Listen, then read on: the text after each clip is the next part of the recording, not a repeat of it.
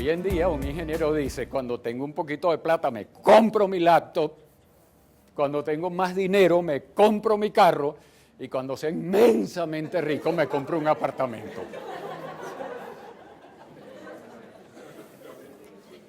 Amigos, ese cambio nos lleva a eso que se llama la era de la información, la innovación y el conocimiento, que tiene consecuencias realmente brutales. En mi época, los países industrializados eran los países desarrollados. Hoy en día los países industrializados son los países subdesarrollados. ¿Por qué? Porque las grandes corporaciones instalan las industrias donde la mano de obra es más barata, donde los insumos son más baratos, donde la materia prima está al lado. ¿Pero qué hacen? Te la controlan por el conocimiento. El que no crea eso, que nos miremos en el espejo de Cemex en Venezuela. Yo puedo tomar la corporación Cemex a las 12 de la noche con el ejército, pero a las 12 de la noche me desconectaron las computadoras desde México y lo que tenía ahí era la instalación industrial, pero no tengo el conocimiento para manejarla, porque el conocimiento está en los grandes centros donde se operan las cosas. Entonces nosotros como país tenemos que darnos cuenta de eso, amigos. Y lo que decía Paul era gravísimo, porque él solo puso una parte de la ecuación. Los países industrializados quieren 45.000 Europa, 45.000 jóvenes expertos en informática. No quieren 45.000 obreros para operar, no, para eso traen la fábrica para acá. Y lo grave es de dónde vienen los 45.000 que ellos quieren. De nuestro capital humano que se va para allá. Y eso sí es capital humano que se pierde. Entonces nosotros tenemos que pensar como venezolanos en la cosa al revés. ¿Cómo podemos hacer para que la gente se quiera quedar aquí y quiera hacer las cosas? Entonces, eso nos lleva a la segunda parte. Si la tecnología cambió, la organización de las empresas también está cambiando y vamos a ver en qué consiste ese cambio. Y si la organización de las empresas está cambiando, la forma de gestionar el capital humano también tiene que cambiar. Y entonces nos agarra en ese desfase que decía Paul. Fíjense lo siguiente, si uno ve la historia de las empresas, en los 1900 se pone un gran título, la gerencia científica. La gerencia científica no era sino la manera como se justificaba, cómo se organizaban las empresas en esa época, donde de paso la repercusión en el capital humano era muy sencilla. Dale al trabajador especialización. Haz que se especialice y mientras más se especialice, mejor va a realizar su labor y mejor va a salir el producto. Lo demostró la Ford. No estábamos hablando tonterías. La Ford había demostrado eso. Dale buenas condiciones. Y mientras mejores condiciones le des al trabajador, más te va a rendir. Y tan convencidas estaban las empresas de eso, que para fines de los 20, comienzos de los 30, una empresa que es la AT&T, una empresa de teléfono que todavía existe, decide probar esa teoría. Y entonces dice, bueno, aquí lo único que hay es que mejorar las condiciones de trabajo y vamos a aumentar la productividad. Y entonces en un sitio llamado Hawthorne, en Chicago, agarran y toman ellos fabricaban relés. Entonces toman una de las líneas de fabricación de relé y la aíslan y dejan el resto de las líneas trabajando. Y cuando dejan el resto de las líneas trabajando, empiezan a medir la productividad de ambas, de las líneas normales y de la línea especial. Al principio era la misma, pero ellos empiezan a mejorar las condiciones de trabajo de la línea especial. Mejor iluminación, mejor ventilación, bueno, de todo, descansos y no sé qué. ¿Y qué creen que pasó con la productividad medida en número de relés por hora producido? ¿Qué creen que pasó con la productividad de la línea especial? Aumentó. Por lo tanto, se había probado la teoría. Solo que para probar una teoría tú tienes que probar lo contrario también.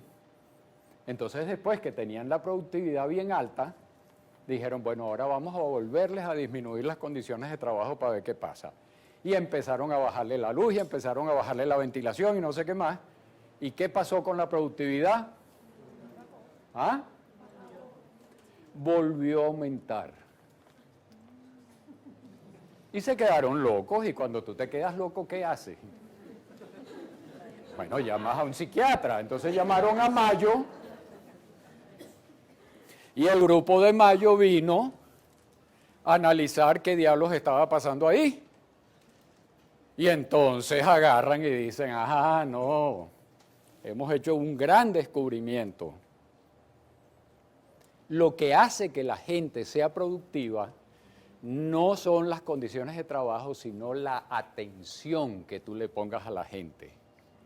A pesar de que yo a esta gente le he subido las condiciones, le bajo las condiciones, ellos saben que estamos viendo lo que ellos hacen, que estamos pendientes de sus resultados y no sé qué. Eso fue una verdad muy conveniente, por llevarle la contraria a Gore, para los empresarios. Ya mi problema no es darle mejores condiciones a la gente, sino simplemente que la gerencia le preste atención. Por lo tanto, lo que tenemos es que entrenar a la gerencia en cómo motivar a la gente. ¿Me siguen? Pero, siempre hay peros, ¿no? Vino la otra parte. Un grupo de ellos dijo, no, el rollo no está en esta gente. Esta gente lo único que ha demostrado es que la productividad podía ser más alta. Pero ¿por qué no es más alta en el resto del grupo? ¿Me siguen? Entonces dijeron, no, el problema no es cómo motivar a estos.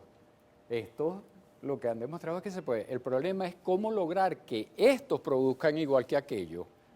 Y si yo voy a averiguar eso, tengo que averiguar por qué no producen lo mismo. ¿Y por qué no producen lo mismo que aquellos?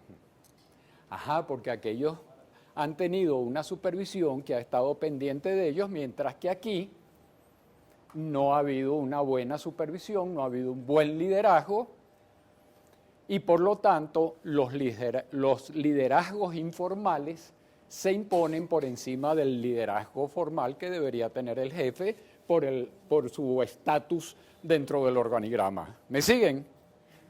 Paul se los decía, tú puedes ser nombrado jefe, pero no puedes ser nombrado líder. Entonces lo que ellos pensaron fue lo contrario. Tenemos que lograr que el que es nombrado jefe llegue a ser el líder. Y entonces, ¿qué elaboraron? El bojote de teoría sobre el liderazgo. Y estamos en pleno siglo XXI y todavía nosotros tenemos gente que nos enseña motivación, gente que nos enseña liderazgo y gente que trata de combinar las dos teorías. Y todo eso transcurre así en esa cuestión. Y ya en los años 50, entonces empieza a consolidarse el modelo y se rescatan unas teorías del pobre señor Max Weber, que se había muerto en 1920, pero se imponen las teorías que él dio sobre lo que era la burocracia, y entonces se estructura el modelo burocrático combinando todas estas cosas, pero fundamentalmente basado en una cosa fundamental, en que la manera de controlar los resultados de una empresa era controlando a la gente. Vía motivación, vía liderazgo, vía lo que tú quieras, vía selección, vía lo que tú quieras, pero controlar a la gente. ¿Me siguen? Entonces, ¿qué fue lo que pasó en ese momento? Bueno, yo tengo anécdotas personales de eso. Cuando yo A mí me encargan de la Gerencia de Planificación de Organización y Recursos Humanos de Petróleos de Venezuela. Oigan, eso es tamaña responsabilidad. Estás hablando de una industria en esa época de 40 y pico mil de personas, no sé cuántas filiales, no sé cuántas. Y lo primero que tú haces es como cuando Paul llegó al Comité de Planificación de la Electricidad de Caracas. Tú llegas ahí todo asustado y tú dices, déjame ver qué hacen los grandotes, los que saben de esto, los que llevan años. Entonces yo digo, bueno, yo quiero hablar, yo quiero que me organicen entrevistas con quienes dirigen recursos humanos en Shell, quienes dirigen recursos humanos en Exxon, etcétera, etcétera. Y yo todavía me acuerdo que a mí me impresionó, hasta tal punto que nunca se me ha olvidado el nombre, el señor McCulloch. El señor McCulloch era el vicepresidente de Recursos Humanos de Exxon. Y yo llego allá, a su oficina, una oficina de este tamaño, y en el fondo estaba su escritorio, estaba él, y después habían unas mesas de conferencia, porque él se podía reunir con 2 o 3 grupos a la vez. Pero cuando llego a su oficina no había un papelito en la oficina, y no se había inventado la computadora todavía, no se había popularizado, perdón, la laptop. Entonces no veo papeles, y entonces le digo, mire, me impresiona que usted no tiene ni un solo papel, porque la oficina mía vive así. Entonces él me dice, cuando tú sabes escoger la persona correcta para el puesto correcto, no te tienes que preocupar por más nada porque ellos van a ser los que hagan eso. Era la época del mensaje a García y de todas esas teorías gerenciales que nos enseñaron. Gerencia por objetivo. Amigos, y eso funcionó, pero funcionó y las empresas no se dieron cuenta porque el entorno era estable. Pero ¿qué pasa a partir de los años 60 y qué se acentúa a partir de los años 70? Bueno, primero que nada, hay una revolución en la tecnología. Y la revolución, aunque ustedes no lo van a creer, empieza por unos factores que la disparan. El primer factor fue la competencia entre Estados Unidos y la Unión Soviética.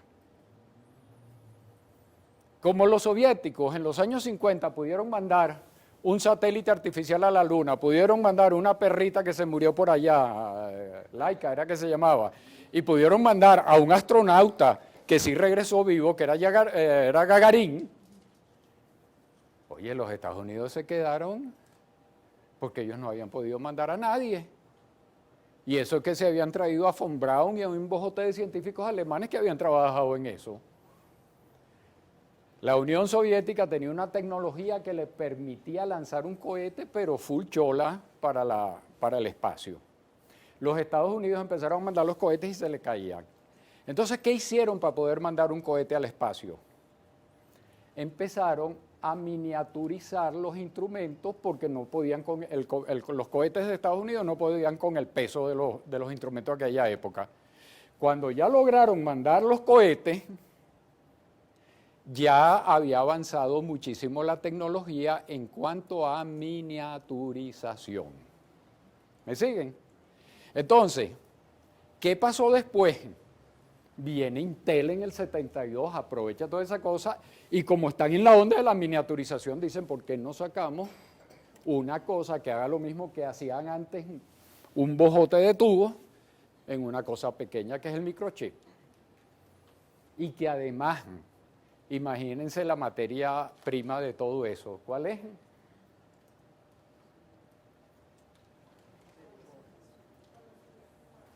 ¿Ah?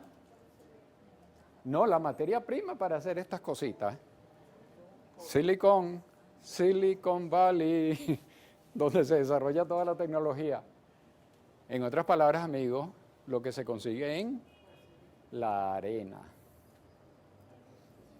O sea, que no es que había como arroz, había como arena, materia prima para hacer este tipo de cosas de una manera barata. Entonces, ¿qué pasa allí? Ya se te están uniendo dos tecnologías, la nanotecnología con la informática. ¿Y qué te pasa cuando eso ocurre? Te dispara un fenómeno que se llama la globalización. ¿Y por qué ocurre la globalización? ¿Y por qué China es de los primeros que se mete en la Organización Mundial de Comercio junto con Estados Unidos? Porque hasta ese momento los modelos sociales lo que decían eran, vamos a cerrar las fronteras, consume lo que tu patria produce, como decía aquí Pro Venezuela en el año 58, compra venezolano, y tú podías hacerlo artificialmente porque tú podías cerrar las fronteras si la tecnología era estable, tú te comprabas, ponías una máquina y producías. Pero ¿qué pasa cuando la tecnología está cambiando tan aceleradamente? Que yo no podía decir voy a poner una fábrica de computadoras aquí y que me prohíban la importación de Estados Unidos. ¿Por qué? Porque el señor Gates nos cambia todos los años el modelo. Porque HP nos las hace más potentes cada día. Entonces, o tú te abres al mundo o tú te quedas en la era de las cavernas. ¿Está claro? Entonces, la globalización es un fenómeno que se da porque se tiene que dar. No es un problema de que yo lo quiera o no lo quiera.